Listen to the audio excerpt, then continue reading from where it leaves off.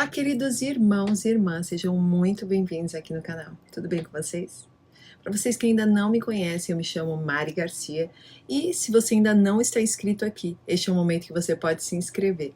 Ativa o sininho aqui embaixo para o YouTube te avisar toda vez que eu postar um vídeo novo por aqui. Se inscreve nas minhas redes sociais, lá no Instagram, no Facebook e também tem o meu canal do Telegram. Não se esqueça do meu segundo canal, Bíblia Falada Mari Garcia. Ali eu coloco toda a Bíblia narrada com a minha voz. E você pode acompanhar as escrituras junto comigo. Também nós temos a nossa plataforma abaplay.com.br. Se você ainda não faz parte da família Abaplay, eu te convido a estar acessando aí no seu celular, no seu computador e se inscrever para estar acompanhando todos os conteúdos super abençoados que nós temos preparado para vocês. Existem muitas curiosidades quanto ao que acontecerá com cada um de nós após a morte. Por conta disso, muitas doutrinas humanas foram formadas ao longo da história da humanidade, com a tentativa de explicar o que realmente acontece. Quando olhamos para a palavra de Deus, nós temos alguns detalhes ali explanados, como por exemplo a história do Lázaro e do rico, onde o próprio Jesus tenta, através dessa história, esclarecer o estado dos mortos no momento depois que eles deixam este mundo. Lucas 16:19 havia um homem rico que se vestia de púrpura e de linho fino e vivia no luxo todos os dias. Diante do seu portão fora deixado um mendigo chamado Lázaro, coberto de chagas. Este ansiava comer o que caía da mesa do rico. Até os cães vinham lamber suas feridas. Chegou o dia em que o mendigo morreu e os anjos o levaram para junto de Abraão. O rico também morreu e foi sepultado. No Hades, onde estava sendo atormentado, ele olhou para cima e viu Abraão de longe, com um Lázaro ao seu lado. Então chamou-o: Pai Abraão, tem misericórdia de mim e manda que Lázaro molhe a ponta do dedo na água e refresque a minha língua, porque estou sofrendo muito neste fogo. Mas Abraão respondeu: Filho, lembre-se de que durante a sua vida você recebeu coisas boas, enquanto que Lázaro recebeu coisas más. Agora, porém, ele está sendo consolado aqui e você está em sofrimento. E além disso, entre vocês e nós há um grande abismo, de forma que os que desejam passar do nosso lado para o seu, ou do seu lado para o nosso, não conseguem. Ele respondeu: Então eu te suplico, pai, manda Lázaro ir à casa de meu pai, pois tenho 5 irmãos. Deixa que ele os avise, a fim de que eles não venham também para este lugar de tormento. Abraão respondeu: Eles têm Moisés e os profetas, que os ouçam. Não, pai Abraão, disse ele, mas se alguém dentre os mortos fosse até eles, eles se arrependeriam. Abraão respondeu: Se não ouvem a Moisés e aos profetas, tampouco se deixarão convencer, ainda que ressuscite alguém dentre os mortos. O Senhor Jesus, assim como os profetas que vieram antes dele e os apóstolos que o seguiram, fundou o seu ministério de ensino se baseando em 4 fundamentos que são afirmados continuamente desde o início da Bíblia até o fim. E para entender melhor a importância dos ensinamentos, ele conta essa história do Lázaro e do homem rico.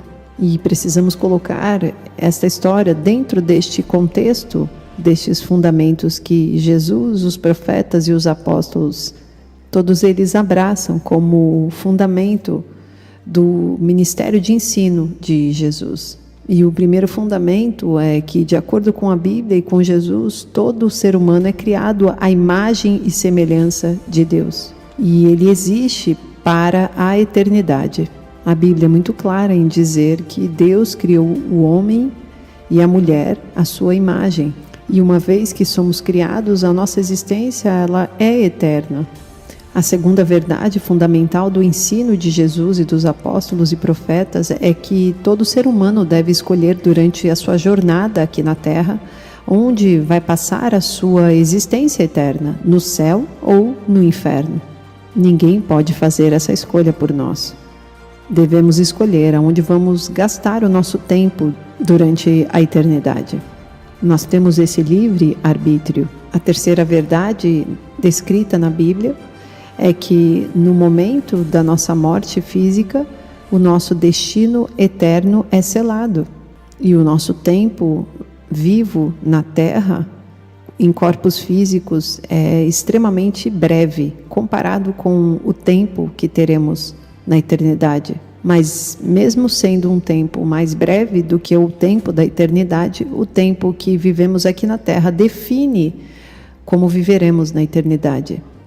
E a quarta verdade que está escrito na Bíblia e não pode ser mudada de maneira alguma: quando nós morremos, nosso destino eterno é entregue a nós.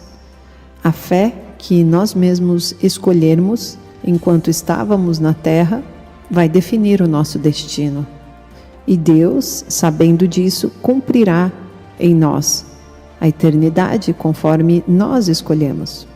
Então, quando falamos sobre a história do rico e do Lázaro, podemos entender algumas características que as pessoas que não são salvas, as pessoas que não escolheram a fé em Cristo Jesus, percebem assim que experimentam da morte. E a primeira coisa que elas descobrem é que o inferno é um lugar real. Perceba como no versículo 33 da palavra que nós lemos em Lucas, diz que ele estava em tormentos no inferno. O homem rico, ele ergue os olhos e vê Abraão de longe e Lázaro em seu seio. E mesmo que ele não acreditasse em nada antes da morte, ele se viu ali em uma situação posterior onde ele se encontrava realmente em um local, e esse local era muito desagradável. Na tradução do grego, Hades representa a morada dos mortos. Já em hebraico é chamada por Sheol. Em outras palavras, eles estão na morada dos mortos, aguardando o julgamento. Então, o primeiro lugar encontrado nessa história do Lázaro rico é esta morada dos mortos. E o segundo compartimento é o paraíso, é a morada do justo, isto é, onde o Lázaro, o mendigo, encontrava-se momentos após a sua morte. Jesus disse que os anjos escoltaram Lázaro até o seio de Abraão, ou seja, nos braços de Abraão, num local chamado paraíso, um lugar de descanso para o justo. E o inferno, o local onde aquele homem injusto se encontrava momentos depois da sua morte. No hebraico também existe o termo Geena, utilizado para se referir ao vale de Inom, fora das muralhas de Jerusalém. Era um vale usado como depósito de lixo, onde se lançavam os cadáveres das pessoas que eram consideradas indignas, restos de animais e toda outra espécie de imundície. Usava-se enxofre para manter o fogo aceso, queimando aquele lixo. Jesus usou este vale como símbolo para falar sobre a destruição eterna. A segunda coisa que uma pessoa perdida, não salva, descobrirá logo após a morte é que estão completamente conscientes e têm todas as suas memórias terrenas ainda. Perceba como no versículo 25, Abraão está falando para o rico que ele lembrasse que recebeu coisas boas na vida e que Lázaro só recebeu o que era mal e que agora ele está feliz com Abraão enquanto o rico estava lá sofrendo, trazendo a lembrança do que ele fez durante a vida dele, apontando aqui também para o julgamento daqueles que estarão com seus nomes escritos no livro das obras e excluídos do livro da vida. Da mesma forma, o rico também pede para ir falar com os seus irmãos aqui na terra. Então ele está lembrando até da família dele que continua no pecado e que precisa sair destes caminhos errados. Ele mostra sua preocupação por eles.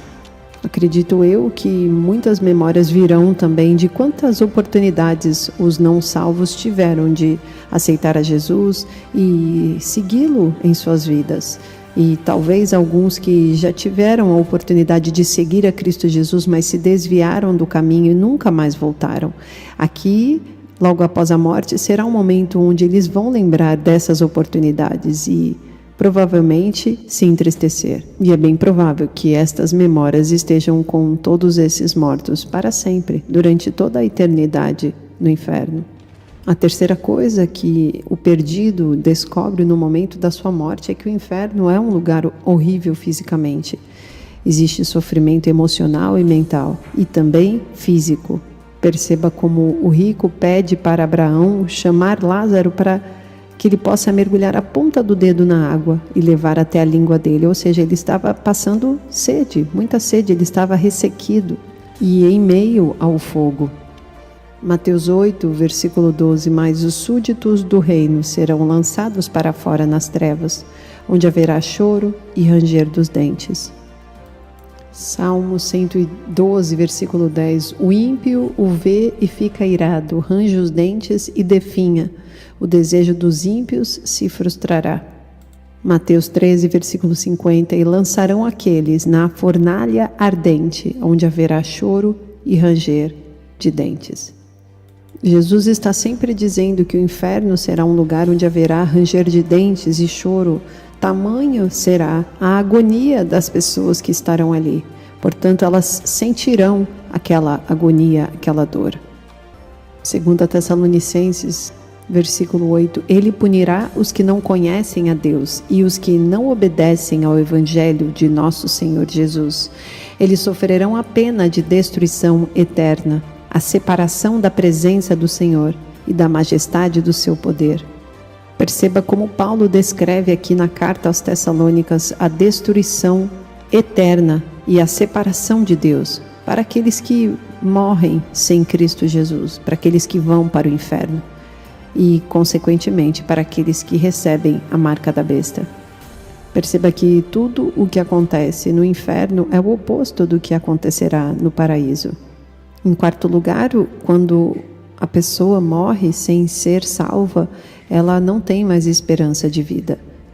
Perceba como no versículo 26, Abraão fala para o rico que existe um grande abismo entre os dois, onde nem quem está de um lado pode ir para o outro e vice-versa. Ou seja, não existe esperança de que o rico possa sair do inferno para ir para o paraíso. Na verdade, por toda a eternidade não haverá nenhuma esperança para estes, além deles perceberem que rejeitaram o amor de Deus e toda a misericórdia que foi apresentada pelo Evangelho de Jesus. Eles vão perceber que rejeitaram a única maneira de escapar deste inferno e que não conseguiram salvar a si mesmos. Mas Deus, até o fim da vida aqui na terra, deseja que nós tenhamos a salvação. Deus não se agrada com os ímpios que até o final não se arrependem.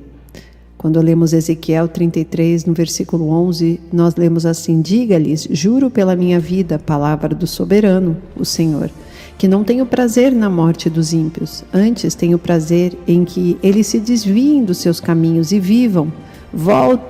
Voltem-se dos seus maus caminhos, porque o seu povo haveria de morrer, ó nação de Israel.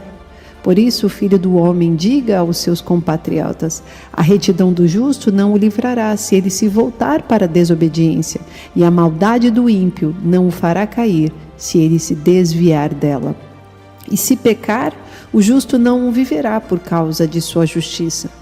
Se eu garantir ao justo que ele irá viver, mas ele, confiando em sua justiça, fizer o mal, de suas ações justas nada será lembrado. Ele morrerá por causa do mal que fez. E se você disser ao ímpio, certamente você morrerá, mas ele se desviar de seu pecado e fizer o que é justo e certo, se ele devolver o que apanhou como penhor de um empréstimo, se devolver o que roubou, se agir segundo os decretos que dão vida e não fizer mal algum, é certo que viverá, não morrerá. Nenhum dos pecados que cometeu será lembrado contra ele. Ele fez o que é justo e certo, certamente viverá. Contudo, os seus compatriotas dizem: o caminho do Senhor não é justo, mas é o caminho deles que não é justo. Se um justo se afastar de sua justiça e fizer o mal, morrerá. E se um ímpio se desviar de sua maldade e fizer o que é justo e certo, viverá por assim proceder. No entanto, ó nação de Israel, você diz: o caminho do Senhor não é justo, mas eu julgarei cada um de acordo com os seus próprios caminhos. Perceba como aqui o profeta Ezequiel está dando uma palavra para o povo de Israel em seu pecado, aqueles que dizem-se justo, mas na verdade falam uma coisa e fazem outra, ou vivem uma parte da vida justo e por um tempo entram na maldade e não conseguem mais voltar atrás. Mas também está falando do ímpio, que pode viver uma vida toda fazendo injustiças, mas se arrepende, e este sim tem o favor de Deus. Aquele que se arrepende e se volta para Deus consegue estar com Ele na eternidade.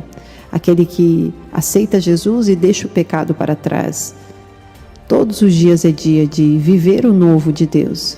João 3,16, porque Deus tanto amou o mundo que deu o seu Filho unigênito, para que todo o que nele crer não pereça, mas tenha a vida eterna. Pois Deus enviou o seu Filho ao mundo, não para condenar o mundo, mas para que este fosse salvo por meio dele. Quem nele crê não é condenado, mas quem não crê já está condenado, por não crer no nome do Filho unigênito de Deus. Este é o julgamento. A luz veio ao mundo, mas os homens amaram as trevas e não a luz, porque as suas obras eram más. Quem pratica o mal odeia a luz e não se aproxima da luz, temendo que as suas obras sejam manifestas. Mas quem pratica a verdade vem para a luz, para que se veja claramente que as suas obras são realizadas por intermédio de Deus. Deus está às portas, aguardando você para se voltar para Ele. Hoje é dia de viver o novo de Deus. Siga com Ele, querido. Deus abençoe. E até o próximo vídeo.